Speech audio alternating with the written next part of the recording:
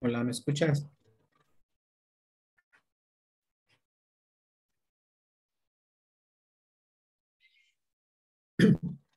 ¿Ahí ya?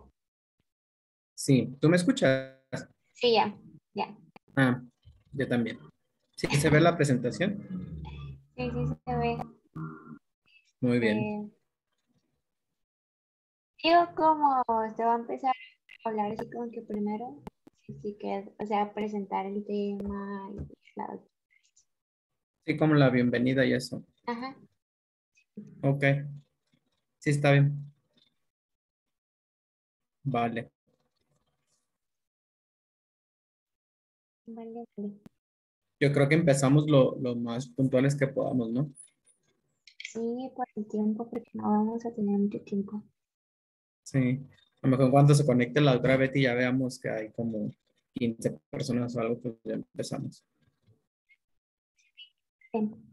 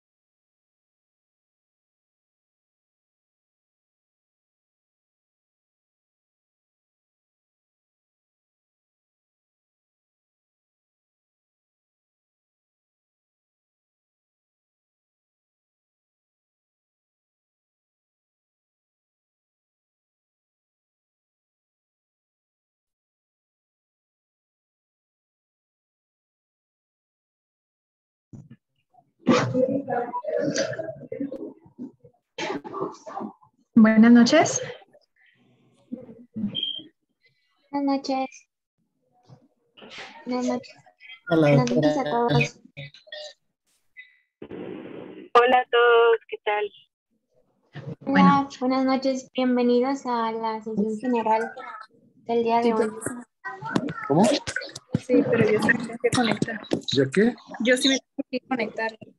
Sí. Vamos a cederle la palabra al doctor José Díaz para iniciar la presentación. Y bienvenida, doctora Betty.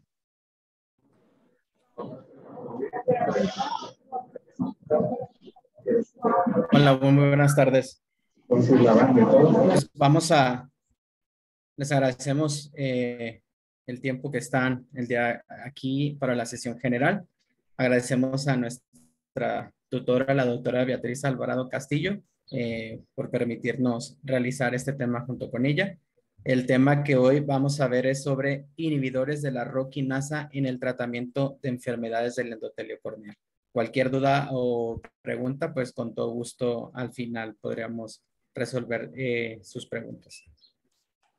Para empezar, pues ponentes estamos el día de hoy, la doctora Miranda Anaí Valenzuela, residente de tercer año, y un servidor, doctor José Díaz Robles, residente de primer año. ¿Sí me escuchan? Ok, gracias. Pues vamos a iniciar con una breve introducción del tema. Pero antes presentar currículum de la doctora Beatriz Alvarado, que ya muchos Movilidad. la conocemos. ¿Qué, perdón? Ok. Pues la doctora Beatriz Alvarado es egresada de médico cirujano en la Facultad de Medicina de la UNAM, especialidad en medicina en oftalmología por la Facultad de Medicina en el Hospital Gaudencio González Garza del IMSS, curso de alta especialidad en cornea y cirugía refractiva en el Hospital General de México. Tiene un doctorado en investigación clínica por el Centro Universitario de Ciencias de la Salud, un diplomado universitario para la formación en disposición de tejido corneal con fines de trasplante, certificada como director médico en bancos de ojos en el curso internacional de entrenamiento técnico y científico por el Banco de Ojos de la PAO, recertificada por el Consejo Mexicano de Oftalmología, es socio titular de la Sociedad Mexicana de Oftalmología, miembro titular del Centro Mexicano de Córnea y Cirugía Refractiva y miembro del Colegio de Médicos Oftalmólogos de Jalisco. Bueno, después de esto, todo un amplio currículum de la doctora Betty que pues no, en esta diapositiva fue difícil resumir las cosas más interesantes. Bienvenida, doctora, y muchas gracias. Iniciamos con una breve introducción para ir de lleno hacia el tema, recordando un poquito de la anatomía de la córnea, que es un tejido avascular, que normalmente el 80% del contenido de este tejido de córnea es agua y pues es un tejido transparente. La córnea tiene que mantener un equilibrio hídrico para permanecer transparente, ya que si se sobrehidrata, pues va a perder transparencia y se va a opacar. Es un tejido esférico, tiene 6 capas, hasta ahora se describen 6 capas. Últimamente ya se conoce la capa de Dua, que está entre el estroma y la membrana de Descemet. En adultos, en cuanto a longitudes, en diámetros, tenemos 11 a 12 milímetros en forma horizontal y 10 a 11 milímetros en forma vertical. Tiene un grosor en el centro de aproximadamente 500 a 600 micras, lo cual va aumentando en la periferia. Nutrición, la córnea pues se abastece de difusión de glucosa desde el humor acuoso, oxígeno a través de la película lagrimal y pues la córnea periférica recibe oxígeno de la circunvalación limbal. La córnea tiene, como que hablábamos, que mantener este equilibrio hídrico y pues tiene integrado anatómicamente el endotelio y el epitelio, que son 2 capas que van a actuar como barrera. Las células epiteliales y endoteliales van a impedir el paso del agua hacia el estroma corneal. Yendo más a alguna de las capas que el día de hoy nos interesan es el endotelio corneal, que es una monocapa de células en mosaico estrechamente interdigitadas. Tienen forma hexagonales Tiene proliferación limitada in vivo, pero puede dividirse en cultivos celulares. Puede tener pérdida de tejido, ya sea por trauma o por cirugías, y esta área defectuosa se va a cubrir mediante el agrandamiento y la diseminación de las células residuales o quizá de células madre periféricas. Como en la imagen tenemos una microscopía especular, podemos observar diferentes características de la córnea entre la densidad, el conteo celular y también el polimegatismo que nos habla de la variabilidad en el tamaño y el polimorfismo que nos habla de la variabilidad en la forma. No entiendo cómo está. El endotelio corneal tiene una densidad celular que va a disminuir conforme la edad, aproximadamente un 0.6% al año. Va desde aproximadamente 3.400 células por milímetros cúbicos a los 15 años hasta puede ir 2.300 células por milímetro cúbico a los 85 años. Como habíamos visto previamente, el grosor central normal va entre 2.000 y 3.000 células por milímetros cúbicos. Y si tenemos una disminución menor a 500 células por milímetros cúbicos, pues hay un riesgo alto de edema corneal crónico. En las imágenes tenemos a la izquierda, la primera imagen es un endotelio corneal de un adolescente. El que sigue en el medio es un endotelio corneal de un adulto mayor, donde ya se observa agrandamiento de las células. Y el último, pues ya es el endotelio corneal de una persona con una enfermedad endotelial, en este caso una distrofia, donde ya observamos zonas sin población de dichas células endoteliales. Como hablábamos, una de las principales funciones del endotelio corneal pues es mantener la transparencia, controlando la hidratación de la córnea. Esto es un equilibrio hídrico y manteniendo la turgencia del estroma a través de sus funciones como barrera para el humor acuoso y como bomba metabólica que va a mover iones y va a extraer agua osmóticamente del estroma al humor acuoso. Pues debe ser permeable a los nutrientes y a otras moléculas del humor acuoso, ya que si la permeabilidad aumenta y los sitios de bombeo son insuficientes, pues puede producir que la densidad celular endotelial se reduzca. En cuanto a la bomba para mantener este equilibrio hidroelectrolítico, pues tenemos a la bomba sodio-potasio ATPasa, que va a eliminar el líquido del estroma corneal. Va a facilitar la eliminación de este líquido que ya ha entrado en el estroma corneal. Para esto va a requerir de bicarbonato y de la actividad de la enzima anhidrasa carbónica para su buen funcionamiento. Ya que la córnea pues flota entre dos líquidos, que es la película lagrimal y el humor acuoso, pues necesita mantener este equilibrio electrolítico y osmótico, por lo cual debe hacer un balance entre las pérdidas y las ganancias que va a tener la córnea. Cuando hay niveles de sodio elevados fuera de la córnea, pues va a tender a deshidratarse, mientras que si hay más sodio dentro de la córnea, pues va a tender a hidratarse. En cuanto a enfermedades endoteliales, tenemos pues una gran variabilidad de distrofias corneales, pero ahorita nos vamos a ir a las distrofias endoteliales, que como principales tenemos la distrofia de Fuchs, la distrofia corneal polimorfa posterior y distrofia endotelial hereditaria congénita. Y pues a otro tipo de enfermedad endotelial también la queratopatía bulosa pseudofáquica, que ahorita vamos a centrarnos para el fin de estos artículos de presentar este tema en la distrofia de Fuchs y en la queratopatía bulosa pseudofáquica. En la distrofia de Fuchs, pues es una entidad bilateral. El hallazgo característico de esta distrofia pues va a ser la disminución de la densidad de células endoteliares y las excrescencias centrales de la membrana de Descemet. Es conocida en este caso como córnea gutata, que puede verse pues en la evaluación de la lámpara hendidura, como en la imagen que tenemos en la parte derecha superior. Está asociada principalmente la distrofia con el envejecimiento, se da más después de los 50 años de edad, es más común en mujeres y típicamente los pacientes son asintomáticos. Sin embargo, la condición pues, puede causar un edema estromal que nos puede llevar a la opacidad corneal y a la disminución de la agudeza visual.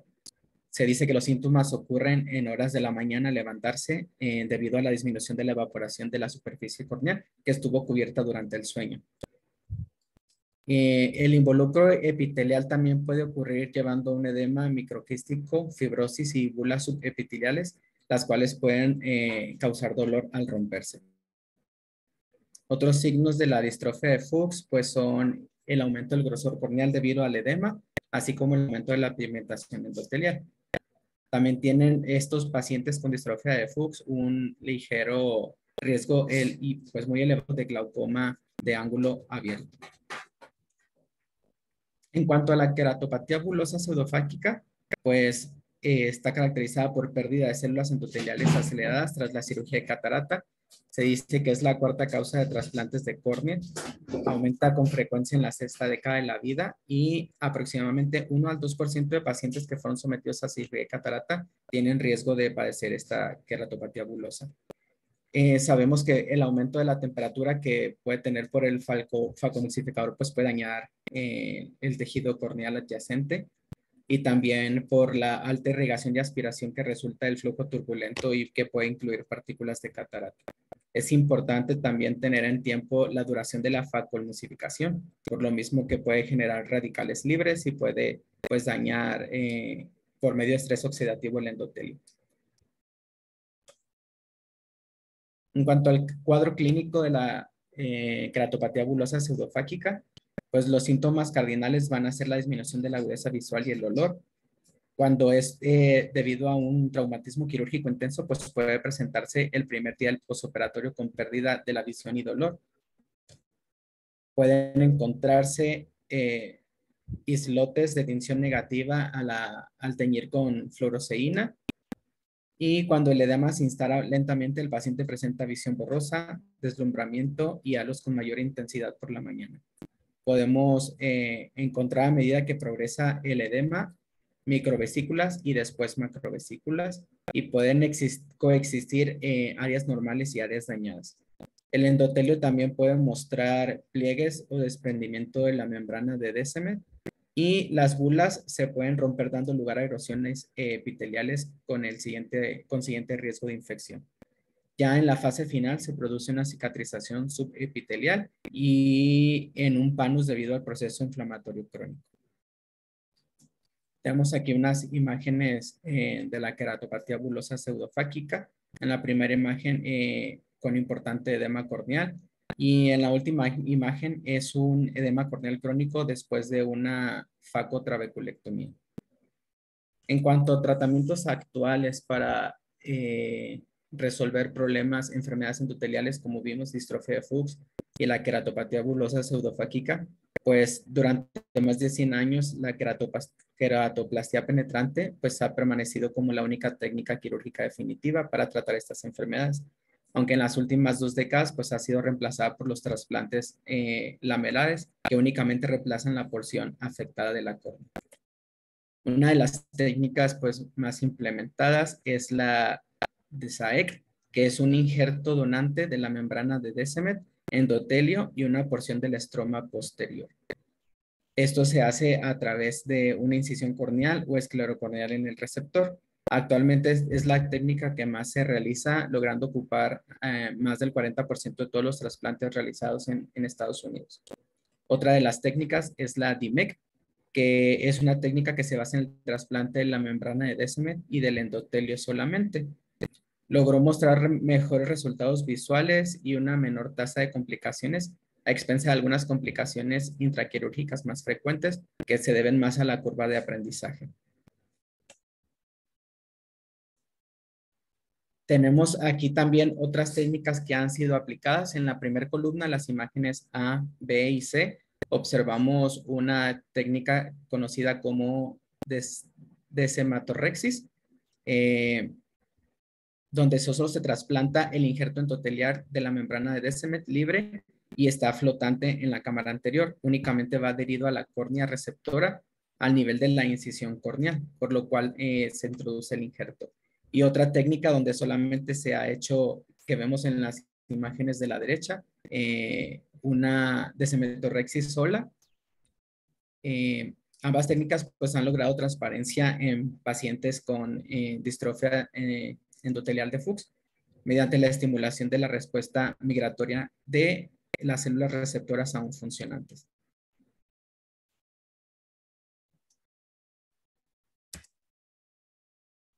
Bueno, en resumen de las técnicas actuales, pues el trasplante corneal endotelial representa el gold estándar que ha sustituido a la queratopatía penetrante, pero futuras estrategias del tratamiento para la descompensación endotelial han surgido, entre ellas tratamientos farmacéuticos y terapias de ingeniería de tejidos que son posibles e innovadoras, ¿no? Y una de ellas que es lo que vamos a ver ahorita con la implementación de las roquinas. Vamos a ceder el tiempo a mi compañera Miranda.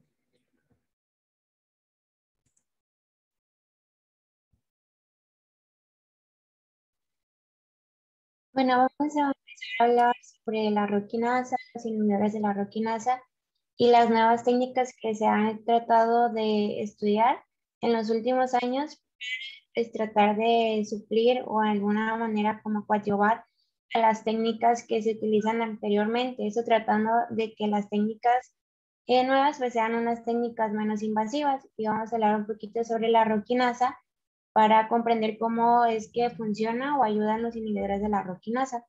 La roquinasa es una proteína blanco de una pequeña proteína ROC que se liga a lo que es el GTP, como vemos aquí en esta imagen, y que va a desempeñar un papel fundamental en la regulación pues, de muchas funciones celulares. Como vemos en esta imagen, vemos que normalmente la roquinasa, que es una familia de proteínas, se activa por medio de una guanina, como vemos aquí, puede estar de manera inactiva unida al GDP o de manera activa unida al GTP. Cuando se activa, pues se convierte en una molécula efectora que va a regular diferentes funciones, entre ellas las más importantes, la regulación de la apoptosis celular, de la adherencia celular, la diferenciación, e interviene de alguna manera también en lo que es el ciclo celular. La siguiente, por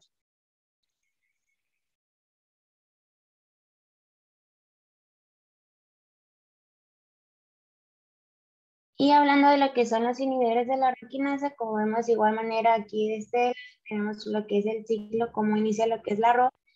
Al activarse, activa lo que es ROC y ROC tiene la función de fosforilar varios tipos de componentes y de interactuar con varios tipos de factores, como factores de crecimiento, factores de apoptosis, regulación de la actividad de la miosina, de la actina, del citoesqueleto celular.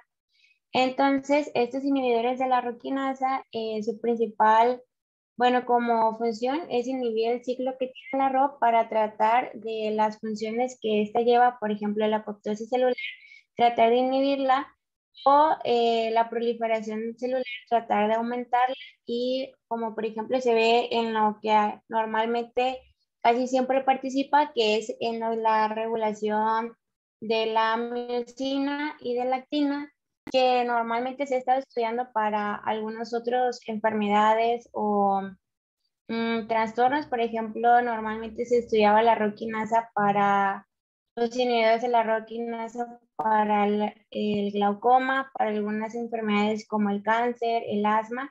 Entonces ahora va a ser como últimamente estos años enfocados a lo que es el endotelio corneal. La siguiente.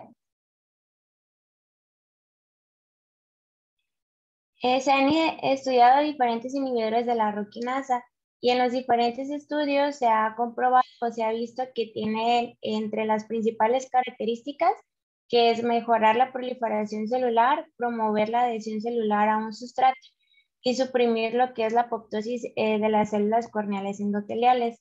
El primero en estudiarse fue el Fasudil, que fue en 1995. Fue de los primeros reportes que se obtuvieron, pero su mayor como eficacia o su mayor uso fue como tratamiento como vasoconstrictor.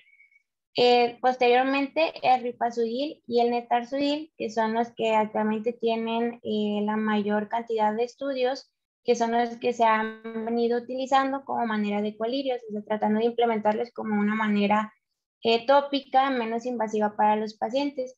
El Ripasudil, que se encuentra en una presentación del 0.4%, que es de manera tópica y que fue aprobado en el 2014 en Japón, he utilizado normalmente para tratar glaucoma, utilizando este colirio 2 veces al día. Y el Netarsudil, que se puede encontrar con el nombre de Ropresa, que fue aprobado en el 2017 en una presentación del 0.02%, que se considera que es el primero aprobado por la FDA en Estados Unidos.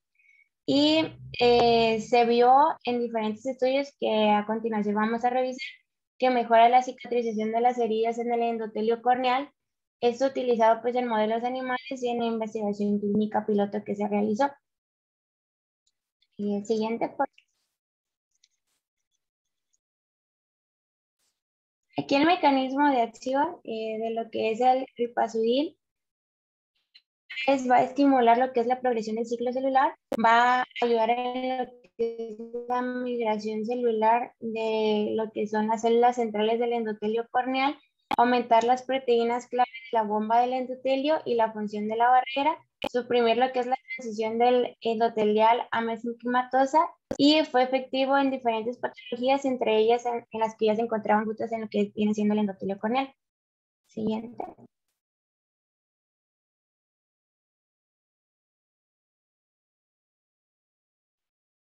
Y parte importante también para comprender cómo actúan lo que son los inhibidores es un poquito sobre las células endoteliales, su ciclo celular, como todas las células.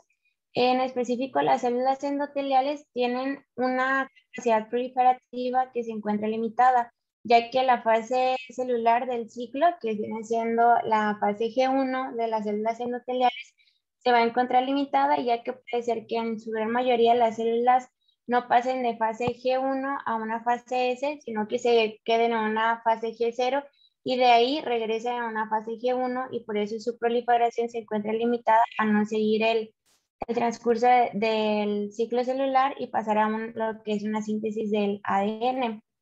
En esta parte o fase del ciclo celular intervienen diferentes reguladores, como vienen siendo los reguladores antiproliferativos como factores de crecimiento transformante. Entonces es ahí donde van a intervenir los reguladores de la ROC, que van a tratar de regular la división celular por medio de la señalización de ciclina, y que van a actuar sobre todo pues entre estas fases, que es la fase G1 y la fase S, que causando o provocando que la célula pase o escalone a una fase S y promueva con ello aumente la propagación de las células endoteliales de la córnea, se promueva la adhesión intercelular y se disminuya o se inhiba lo que es la apoptosis celular.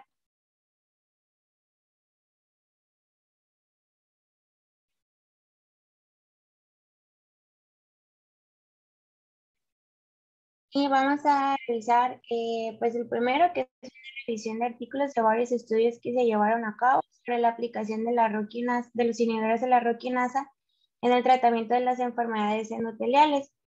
En algunos estudios que se realizaron en el 2009 se estudió el uso del inhibidor selectivo Y27632, que este fue un inhibidor selectivo que se estuvo estudiando en diferentes maneras y en diferentes casos, desde heridas en el endotelio corneal, descompensaciones corneales y patologías como distrofia de Fuchs.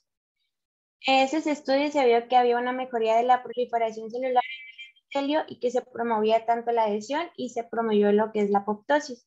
Vamos a ver diferentes casos. Siguiente. El, el primer estudio que se realizaba, era verificar si los inhibidores de la ROC de manera tópica, o sea, en gotas, promovían la cicatrización de las heridas en el endotelio, y se hicieron en modelos animales.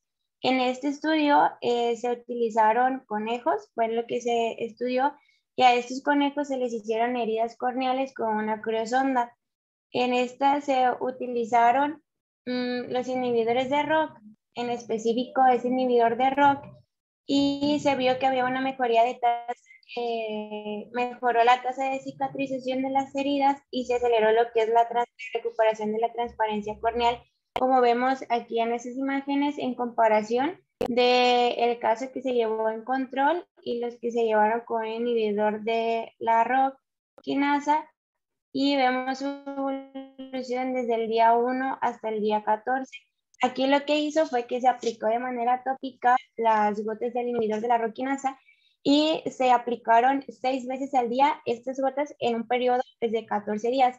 Y se vieron tanto mejorías en lámpara de hendidura, tanto como la transparencia corneal, como medida también en lo que viene siendo paquimetría, y pues un OCT de segmento anterior donde se vieron que había mejoría en lo que viene siendo el grosor corneal.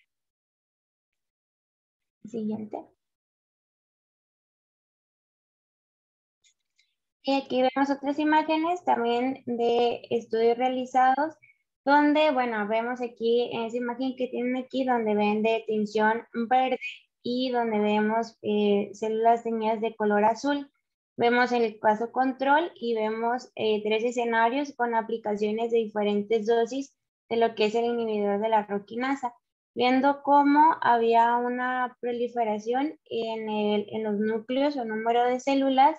Y de igual manera vemos aquí en la siguiente imagen, como vemos también un caso control y un caso en el que se aplicó inhibidores de la RO, donde vemos que después de los 14 días de la terapia, hay un aumento significativo en lo que es el número de células de un caso control, que se mejoraron desde 1570 células hasta casi el doble de células, más de 3000, aparte que se podía observar también en una microscopía especular que las células podían adoptar o tener una forma hexagonal normal, no una forma pues anormal, sino que estaba como casi todo muy regular posterior al tratamiento después de 14 días. Siguiente. Y otro de los estudios también más mencionados fue el estudio de estas gotas de los inhibidores de la red de tratamiento de distrofia corneal en la distrofia de Fuchs, que es sobre todo como la base de lo más importante que se está tratando de buscar para ayudar a este tipo de pacientes. En este caso, si se dan cuenta, pues es un estudio de poca muestra, que en realidad fueron nada más 8 pacientes y se dividieron en 4 y 4 pacientes. En el grupo 1 fue un total de 4 pacientes que presentaban un edema corneal central, que fueron diagnosticados en una etapa temprana a intermedia de la distrofia. Y en el grupo 2, que ya fueron igual manera 4 pacientes, pero el edema se encontraba más difuso del centro hacia la periferia, o sea, eran diferentes tipos de edema. Lo que se hizo en este paciente fue que se removió el endotelio central, se aplicó lo que es el inhibidor de la red en colirio, aplicado 6 veces al día durante 7 días. Y en los resultados que se observaron fue una reducción en el espesor de la córnea central en el grupo, sobre todo pues, que presentaba edema central. Y en los resultados en la microscopía espectral, las densidades endoteliales centrales y periféricas variaron entre 1540 más o menos 90 y 705. Entonces, dando como resultado que se podía ver en los estudios que normalmente los inhibidores de la roquinasa ayudaban más en lo que vienen siendo edemas centrales a los pacientes que tenían edemas más difusos o periféricos. Y aquí vemos una imagen de un paciente de los que se sometieron al estudio, en una imagen como vemos de la córnea pues opaca con edema central en un pretratamiento y un post-tratamiento después de 7 días aplicados 6 veces al día los inhibidores de la roquinasa. Siguiente.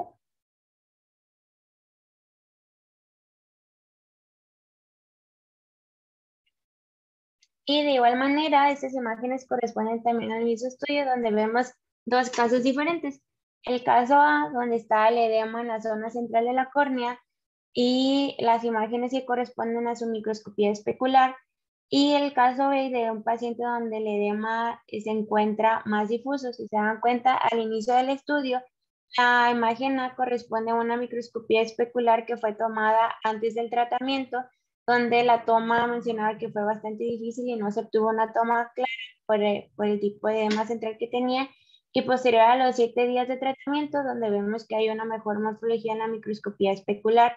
Y en el caso B, donde vemos que lo que normalmente parecía que en un edema periférico no había tanta resolución o no ayudaba tanto los inhibidores de la ROC, vemos que en la microscopía especular, en este caso sí se puede obtener una microscopía especular mejor al inicio de lo que viene siendo antes del tratamiento y posterior al tratamiento, donde vemos que hay una recuperación celular bastante significativa y que la forma también de las células pues es bastante.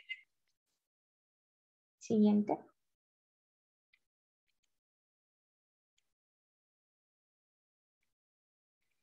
Y un tercer estudio donde nos hablaba sobre el uso de estas mismas gotas inhibidoras de la ROC, pero en la prevención de la descompensación corneal en pacientes que son operados de facomulsificación.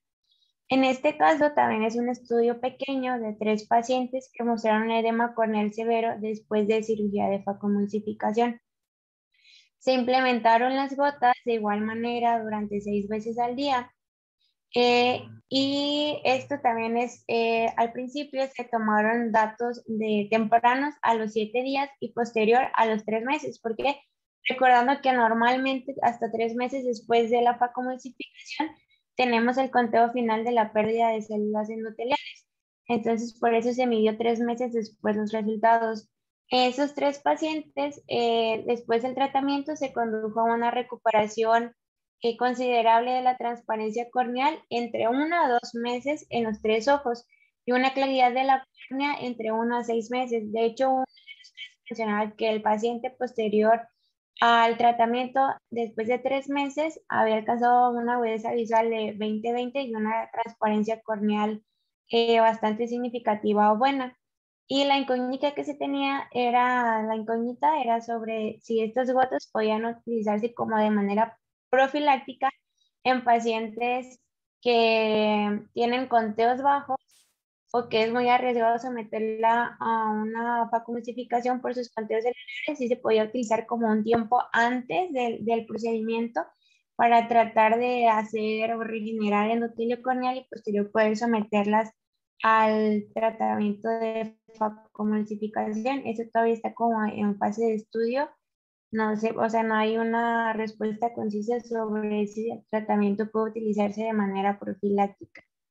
Siguiente.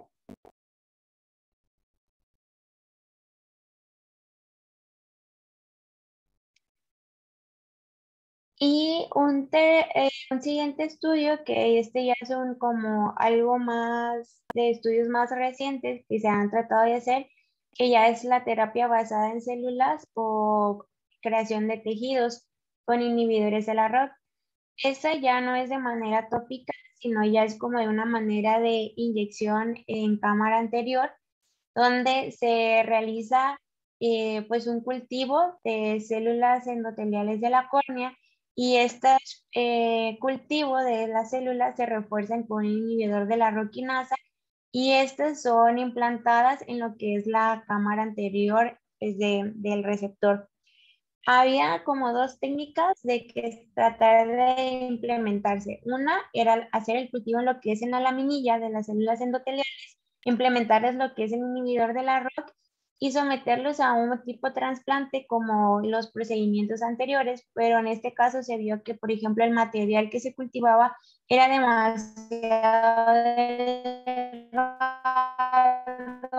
y la mayoría de las veces fracasaba su trasplante. La idea de que las células se cultivaran en la cámara anterior, el paciente se sometiera a diversos cuidados, entre ellos posterior a la inyección, estar durante 3 horas en prono, o sea, estar boca abajo para facilitar o mejorar lo que viene siendo la adhesión, porque no se iban a adherir como que de manera instantánea, y seguir una secuencia de pasos para que pudieran tener una adherencia adecuada. Vamos a revisar un artículo sobre eso. Siguiente.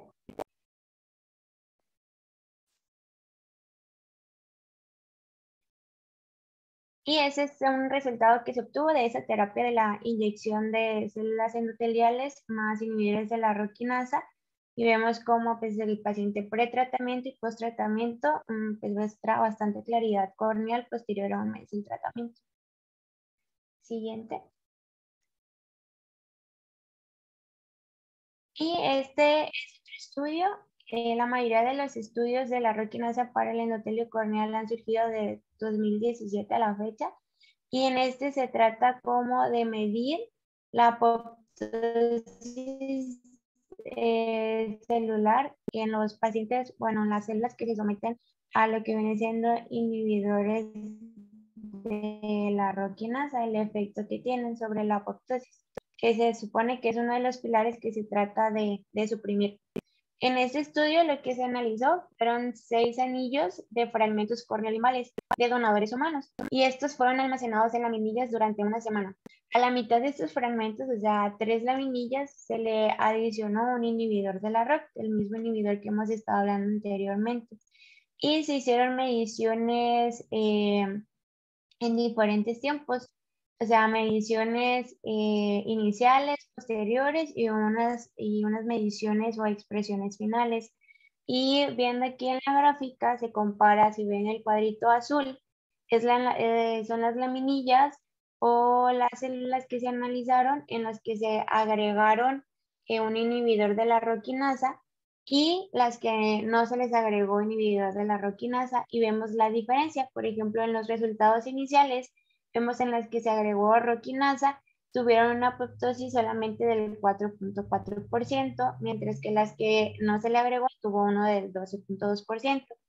En resultados posteriores vemos que varía del 5.5 al contrario de los que no se les agregó, tienen una apoptosis del 9.4.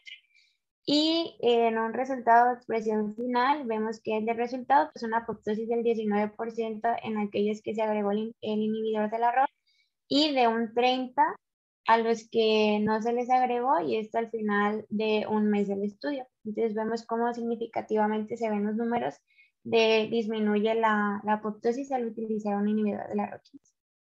Siguiente.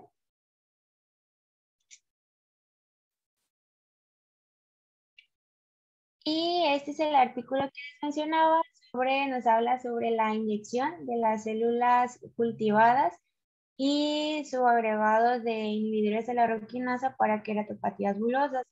Vemos aquí cómo, bueno, se cultivan las células. Estas células, por ejemplo, en este estudio lo que se hizo fue cultivar células de córneas donantes. Se cultivaron estas células de córneas donantes y la muestra fue de 11 pacientes. Y vemos cómo aquí está el cultivo se inyecta en la cámara anterior y cómo el paciente tiene que permanecer durante 3 horas boca abajo. Siguiente.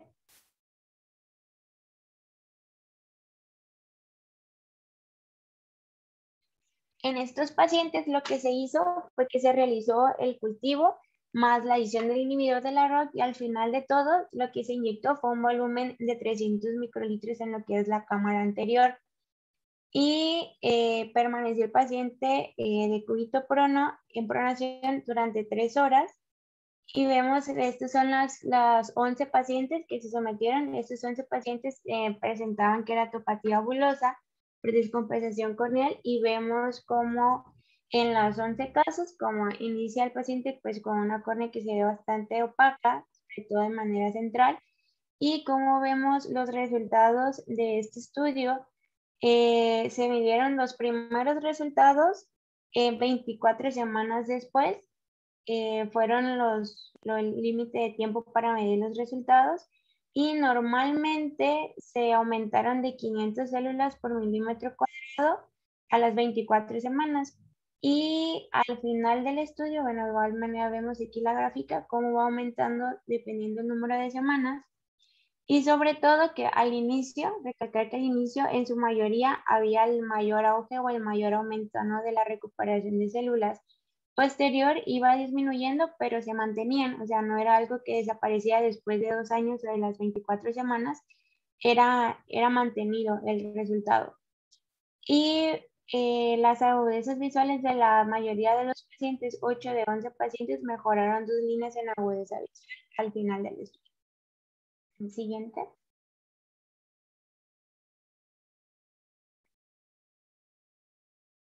Entre los efectos secundarios, porque bueno, normalmente les hemos estado hablando de todo lo que beneficia o ayuda a todos los resultados, se han encontrado desde la mayoría unos efectos secundarios que suelen ser leves, por ejemplo el ripazudil en su mayoría los efectos secundarios van de hiperemia conjuntival, blefaritis o conjuntivitis alérgica.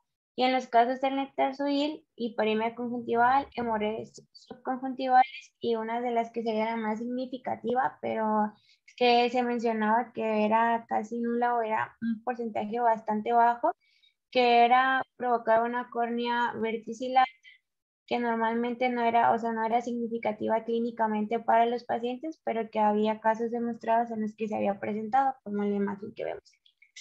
Y normalmente era cuando los inhibidores de la roquinasa se utilizaban pues en estos nuevos estudios que son en los estudios para córnea 6 veces al día, cosa que no se había presentado en estudios que se habían realizado para glaucoma donde solamente el colirio se utilizaba de 1 a 2 veces al día. Siguiente. Y en conclusiones de la presentación de los diferentes artículos, la mayoría vimos que, o se revisó, que la terapia con los inhibidores de ROCK se muestra prometedora para diferentes patologías, pero sobre todo se está tratando de dar más énfasis o de buscarlo más enfocado a la distrofia endotelial de Fuchs, al edema corneal y a la terapia de ingeniería tisular. Esto para pues, tratar de no someter a los pacientes a procedimientos tan complicados o que en muchas ocasiones no surgen con los resultados esperados o que fracasan y que son bastante costosos para los pacientes. Lamentablemente, en las desventajas que hay todavía en los estudios es que las muestras son demasiado pequeñas. La mayoría de los estudios solamente se han realizado pues, en animales, primates, en conejos, y los estudios que se han realizado en pacientes realmente pues, se utilizan con córneas donadoras y se han usado en pacientes que tienen distrofias en etapas tempranas. Y como vimos, la mayoría de los estudios son muestras muy pequeñas, donde las más grandes llegan a ser de 11, 15 pacientes. Y los efectos a largo plazo realmente no se conocen, solamente se han dado seguimientos como a 2 años y entre los efectos solamente hemos encontrado efectos pues leves y el más grave pues el que les mencionaba anteriormente, pero realmente a largo plazo solamente se sabe que de forma mantenida pueden conservarse como los resultados en el endotelio por lo menos 2 años, pero de ahí a lo siguiente pues no se conoce si después de eso empieza a decrecer lo que viene siendo la ganancia de las células endoteliales. Y siguiente. Esa ya es la última diapositiva. Ese es algo que normalmente pues aquí en México no se está realizando y los colirios tampoco están disponibles, pero eso pues es algo como a futuro una muy buena estrategia que se trata de implementar y que pues sí vendría como a ser como un boom y tratar como de mejorar las posibilidades para los pacientes que realmente pues sabemos que las distrofias pues es algo que va a ser, o sea, algo de por vida para el paciente y pues cosas o consecuencias de cirugías que son como eh, muy diarias o muy cotidianas o muy realizadas, como es la facoemulsificación, que realmente pues, sería de gran ayuda para los pacientes y también si se logra como de manera profiláctica para ayudar a aquellos pacientes que tienen un conteo endotelial bajo, también sería una muy buena opción. No sé si alguien tenga alguna pregunta, algún comentario.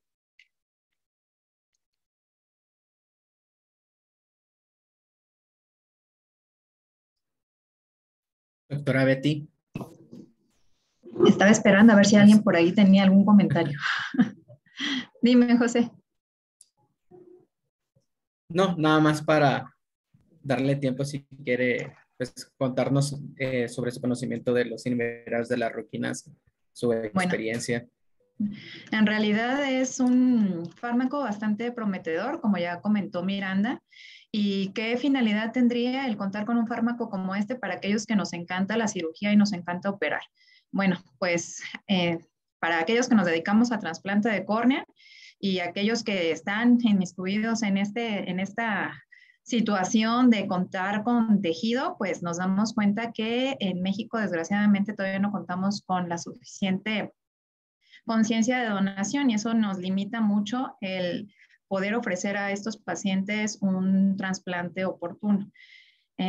Pacientes con distrofias endoteliales o también aquellos pacientes en los cuales tienen un riesgo incrementado de generar algún tipo de descompensación por la cirugía, pues sería una terapia bastante beneficiosa. Entonces, el contar con estas terapias, pues nos ayudaría en gran medida a disminuir la necesidad de un trasplante y esto pues va de la mano en el aspecto de la calidad de vida del paciente.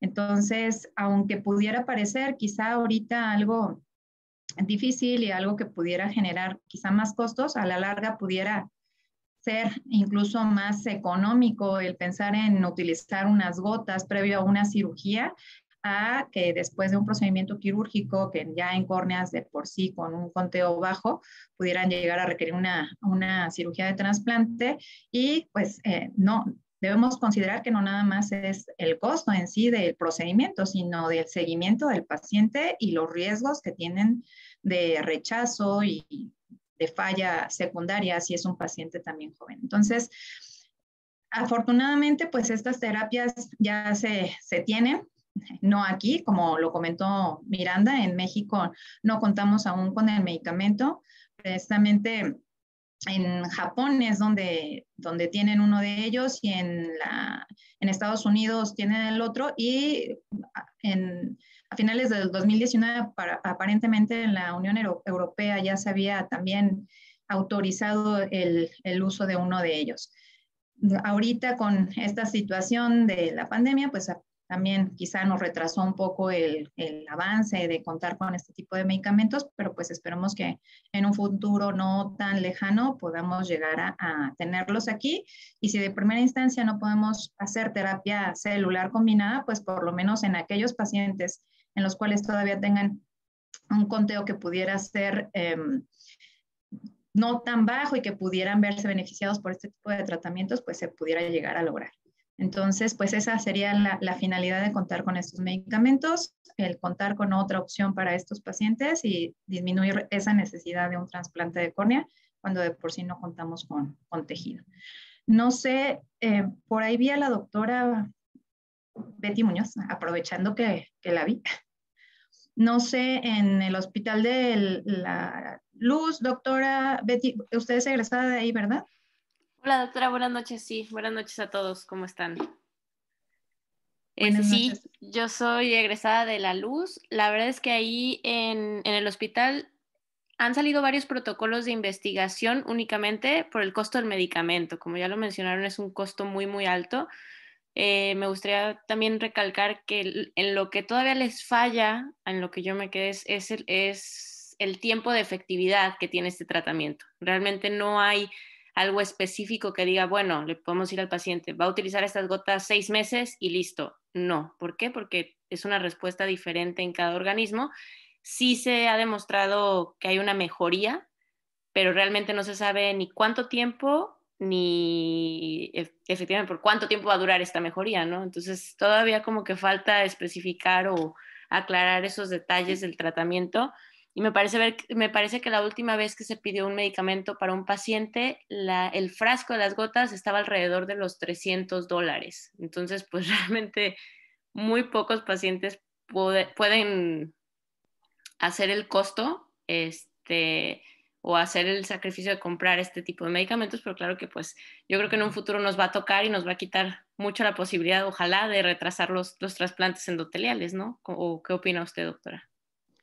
Sí, efectivamente esa sería la finalidad, porque aunque sabemos que tienen buen pronóstico, a veces la dificultad es conseguir tejido. Quizá en algunas instituciones, ya cuando llegan los pacientes muy dirigidos, pues saben que van a pagar un tejido que va a venir de otro país en la mayoría de los casos, pero cuando estamos en instituciones que tenemos que cubrir a estos pacientes con tejido nacional, pues la verdad es que nos hace contar con listas de espera interminables.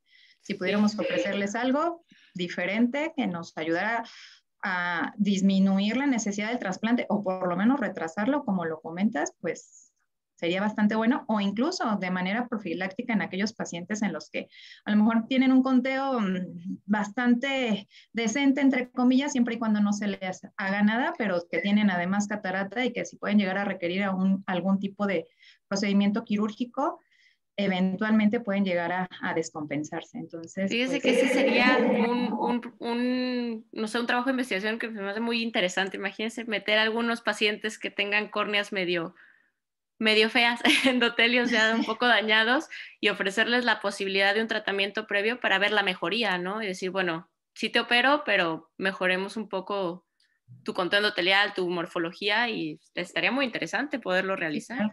Sí, disminuir esa posibilidad de descompensación. Además, quizá también nos disminuya el estrés quirúrgico que nos condicionan esos pacientes. Pues sí.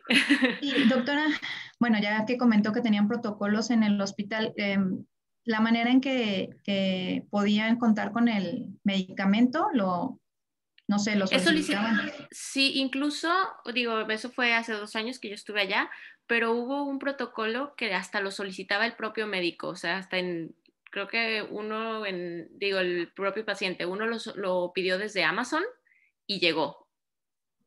O sea, no estaba tan difícil de conseguir, el problema era el tiempo de duración y el costo, obviamente. Claro. Pero bueno, déjeme checar si ahorita en estos años han sacado algún otro para ver si hubiera alguna manera de conseguir el medicamento más fácil. Sí, a mí lo que me genera algo de confusión o de pregunta, pues, sería el cómo, aún siendo a través de Amazon, la aduana deja pasarlo, ¿no? Ahí sí, le voy a decir, no sé, porque no era medicamento, o sea, no pedíamos el de Estados Unidos. El de Estados Unidos definitivamente no se podía conseguir. Ajá, El que me parece que exactamente. Entonces, ok. como no sabían qué era, entraba.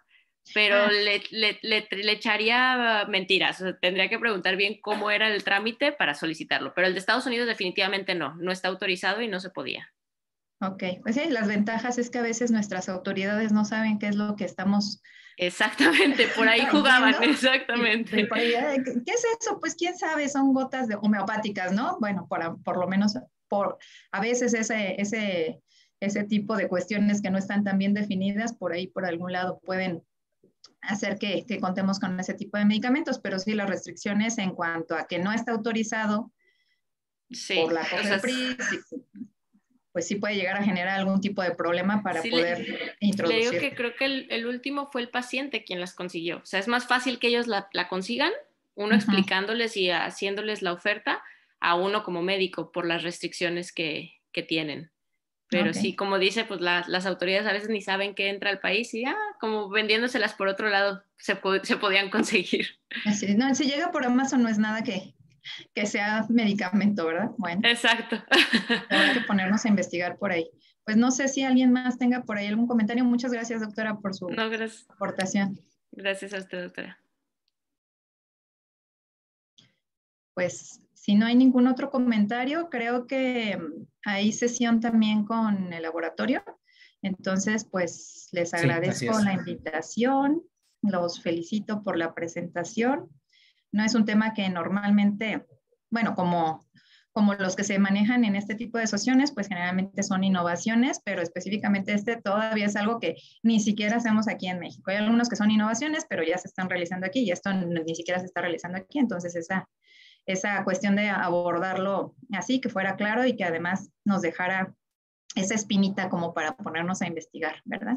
Entonces, pues, no sé, algún otro comentario por parte de ustedes. Sí, muchas gracias. No, pues agradecerle, doctora Betty, por acompañarnos, por aceptar estar aquí con nosotros en esta sesión. Agradecemos también a la doctora Betty Muñoz por sus aportaciones y pues creo que si no hay ninguna duda o pregunta, pues daríamos por terminada la sesión para dar oportunidad a la sesión de las 8. Muchas gracias a todos por su tiempo. Gracias. Que tengan bonita noche. Felicidades por la presentación, chicos. Gracias. Felicidades. Gracias. Felicidades, hasta luego.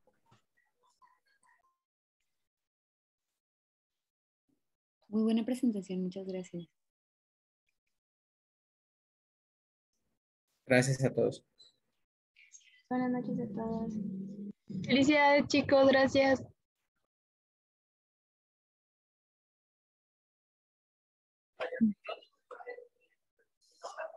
¿Cómo lo sientes? ¿Mejor?